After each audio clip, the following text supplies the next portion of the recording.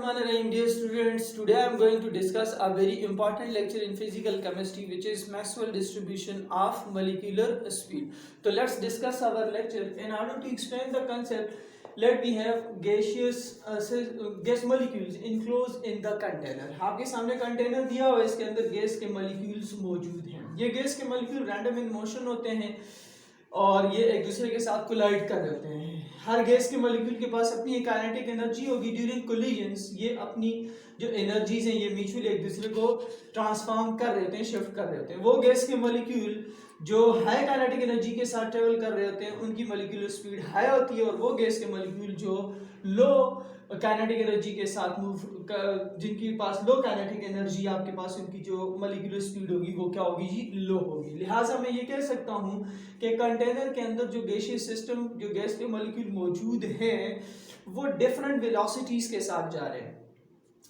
और ऐसा नहीं हो सकता कि इन गैस के मॉलिक्यूल के पास जो मॉलिक्यूलर स्पीड है, वेलोसिटीज जो हैं वो एक जैसी हों. तो मैं कैटेगराइज कर सकता हूं कि गैसियस जो मॉलिक्यूल हैं वो तीन तरह की मॉलिक्यूलर स्पीड्स के अंदर इन्वॉल्व कर सकते हैं खुद को. कुछ ऐसा होंगे कि जिनकी मॉलिक्यूलर स्पीड इंतहाई कम होगी, कुछ ऐसे होंगे जिनकी मॉलिक्यूलर स्पीड जो है वो आपके पास इंतहाई ज़्यादा होगी, और कुछ ऐसे होंगे जिनकी मॉलिक्यूलर स्पीड जो है ना बहुत कम होगी ना बहुत ज़्यादा होगी, एक मॉडरेट रेंज में होंगे. तो इसी डिस्ट्रीब्यूशन ऑफ मॉलिक्यूलर स्पीड को मैक्सवेल ने और बोल्ट्जमैन ने अपनी एक इक्वेशन देकर उसको साबित किया. क्या है जी, मैंने लिखा आपके सामने. Maxwell and Boltzmann deduce the following relation utilising the probability consideration which shows the distribution in molecular speed, जिसे मैंने डीएमएस लिख दिया, depends upon the temperature and molecular mass of the gas.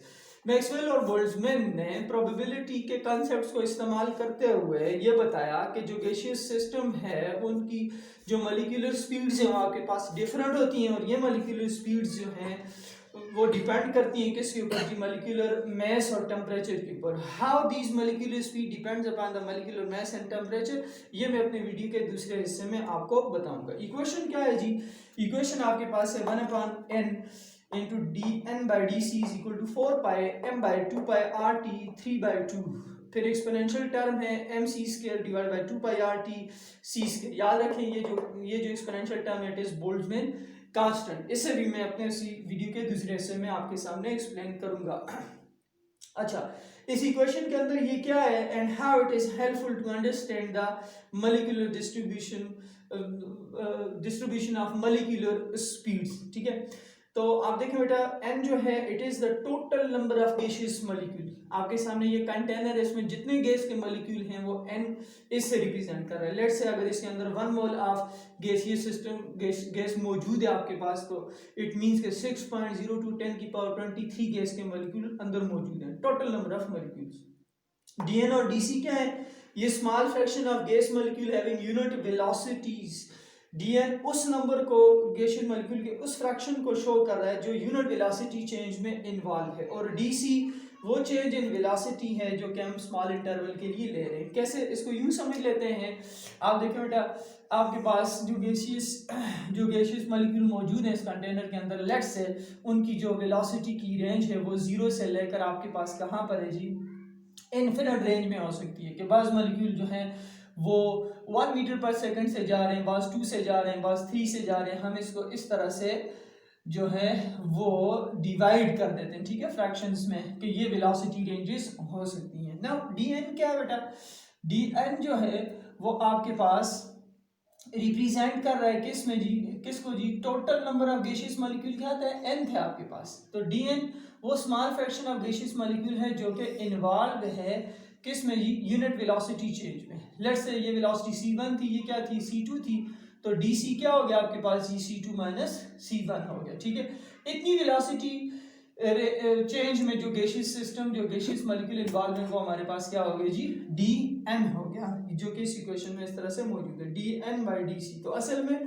ये 1/n into dn by dc क्या है कि total में से वो मॉलिक्यूल जो यूनिट वेलोसिटी चेंज में इन्वॉल्व है ये इस फ्रैक्शन को शो कर रहा है. आगे m मॉलिक्यूलर मास है, बाकी कांस्टेंट्स हैं आपके पास, t इज द टेम्परेचर, और ये जो c है ये मॉलिक्यूलर स्पीड है गैसियस मॉलिक्यूल की. ठीक है, अच्छा नाउ आप देखें बेटा, तो मैं इस इक्वेशन के अंदर आपको मॉलिक्यूलर मास और टेम्परेचर नजर आ रहा है, बाकी सब कुछ क्या है जी, कांस्टेंट है। ठीक है, आप देखें तो मैं ग्राफ प्लॉट करूंगा बिटवीन व्हाट जी, between the fraction of total number of molecule with that of molecular speeds. ठीक है, तो उसके लिए मैं मॉलिक्यूलर मास और टेम्परेचर दोनों को क्या ले लूंगा, कांस्टेंट। बाकी सारी चीजें आप देखें कांस्टेंट है। ये जो सी है इसे मैंने रेड में लिखा हुआ है। ठीक है, इसको प्लॉट करूंगा with respect to the total fraction of total number of molecule which is dn by n। ठीक है, जो कि यूनिट वेलोसिटी चेंज में आपके पास इन्वॉल्व है।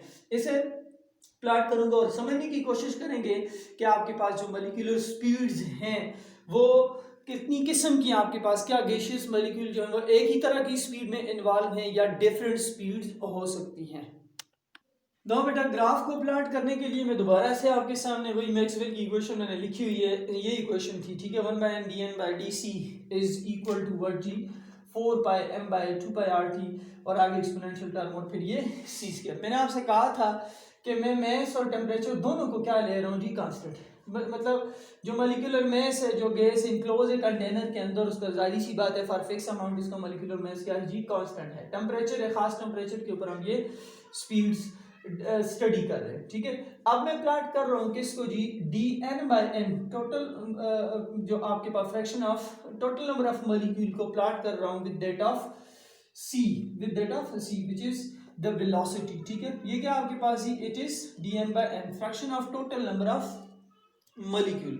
इसको प्लॉट करने से मुझे जो कर्व मिल रही है वो कुछ इस किस्म की मिल रही है। ठीक है, ये कर्व कैसी आई ये मैं आपको समझाऊंगा। ठीक है, तो आप देखें बेटा यहाँ पर जो fraction of total number of molecule है आपके पास ही, वो इधर आपके पास क्या है जी, मिनिमम है, और यहाँ पर क्या है जी आपके पास ये क्या है जी, मैक्सिमम है। ठीक है, इसी तरह से वेलोसिटी इस तरफ क्या है जी, मिनिमम, और इस तरफ क्या है जी, मैक्सिमम है। यहाँ पर आप देखें तो ये चले 0, ये मिनिमम वैल्यू। ठीक है, ऊपर की तरफ वैल्यू क्या हो रही है जी, मैक्सिमम की तरफ जा रही है। सबसे पहली बात कि भाई ये जो कर्व है वो मैंने 0 से क्यों नहीं शुरू की, 0 से इस वजह से नहीं शुरू की कि ये इशारा है इस तरफ के जो गैसियस मॉलिक्यूल हैं उनका जो उनकी जो वेलोसिटी है। ठीक है, ये जो टोटल नंबर ऑफ मॉलिक्यूल्स है ना, fraction of total number of molecule, population of gaseous molecule है, कि मतलब गैसियस मॉलिक्यूल की जो आपके पास मॉलिक्यूलर स्पीड्स हैं वो कभी भी 0 नहीं हो सकती। ठीक है, वो 0 से ऊपर होंगी। इस वजह से मैंने जो ग्राफ है वो 0 से नहीं शुरू किया। ठीक है, मतलब जो गैसियस मॉलिक्यूल हैं वो किसी ना किसी मोशन में है, कम या ज्यादा। ठीक है, वो आगे मैं डिस्कस कर रहा हूँ, लेकिन 0 से नहीं शुरू किया। ये इशारा कर रहा है कि gaseous molecules have some sort of speed, वो 0 नहीं हो सकती। ठीक, तो सबसे पहली बात हमें इस कर्व से ये पता चल रही है।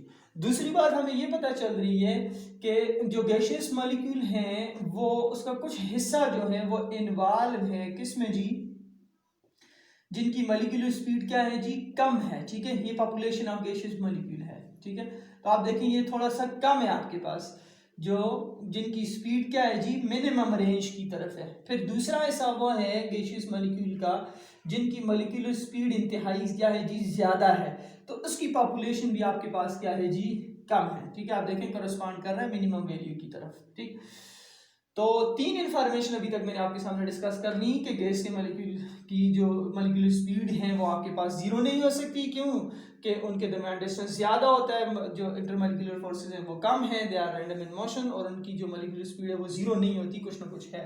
दूसरी ये कि फ्रैक्शन ऑफ मॉलिक्यूल ऐसे हैं जिनकी मॉलिक्यूलर स्पीड क्या है जी, मिनिमम रेंज की तरफ है, और फ्रैक्शन ऑफ मॉलिक्यूल ऐसे भी हैं जिनकी जो मॉलिक्यूलर स्पीड है वो आपके पास क्या है जी, मैक्सिमम रेंज की तरफ। ये दोनों फ्रैक्शंस जो हैं आपके पास, इनकी जो आप देखें करस्पॉन्डिंग यहाँ पर, तो ये कम तादाद को जाहिर कर रहे हैं। There is certain velocity for which the fraction of molecule is what जी, मैक्सिमम।